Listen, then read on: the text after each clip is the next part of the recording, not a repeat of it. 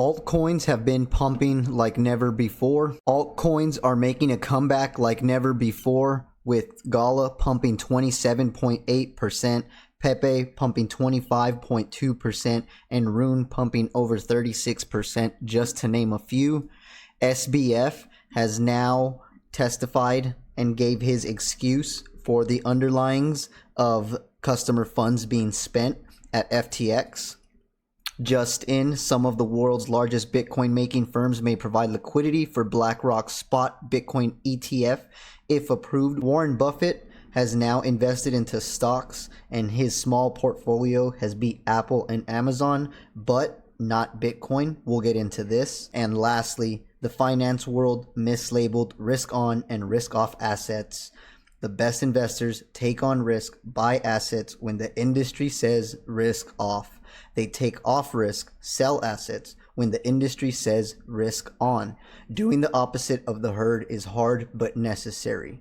This is the time to come up with your plan to think about how you want to invest into Bitcoin if you want to maximize profits and not be part of the herd. Thank you for joining Blockchain Breakdown. Today we are going to be talking about all these things. Let's get into it. Altcoins have been pumping recently due to Bitcoin going up in a short amount of time, and typically what you see happen is Bitcoin will pump first. Once Bitcoin has reached a level of stability, then the riskier assets, aka altcoins, will take their journey and embark on a comeback for the year. If you look on a monthly scale, we can see that there's pumps of 70, 80, if not over 100%, meaning people who are invested have at least doubled their money should they have got in 1 month ago. Sam Bankman-Fried again blames underlyings for woes as FTX founder wraps up testimony. His trial has begun in New York, facing pointed questions from prosecutors on Tuesday. Sam Bankman-Fried seemed to struggle to find words he wanted to say, especially when questioned about his apparent $8 billion hole in Alameda's research balance sheet, allegedly stolen from customers of FTX crypto exchange. It was the defendant's fourth and final day testifying in the criminal fraud trial over the collapse of FTX, which was involved and once valued at $32 billion. So, Sam Bankman-Fried's trial is coming to an end, or at least the portion of him testifying and getting cross-examined. It is not looking good, but we will keep you updated with more as news comes out. Some of the world's largest Bitcoin market making firms may provide liquidity for BlackRock's spot Bitcoin ETF if approved. According to an article from Reuters, Cryptoverse, as good as gold spot Bitcoin ETF aims to whip up US demand.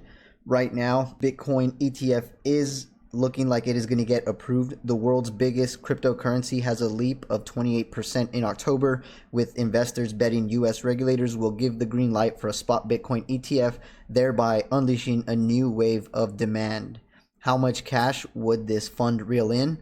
That is yet to be determined, and as these stories break, we will give them to you live on this channel. Warren Buffett has recently invested into a crypto stock that beats Apple and Amazon. However, that is not Bitcoin. Diving deep into it, Warren Buffett's crypto bet is up $130 million in 2023. The Oracle of Omaha purchased 107 million shares of NU Holdings, a Brazil-based fintech company, with the owner of a crypto-friendly new bank via his firm, Berkshire Hathaway, in 2 separate rounds in 2021. So Bitcoin-related stocks are pumping as well. The finance world is mislabeled risk-on and risk-off environments. The best investors take on risk, buy assets when the industry says risk-off.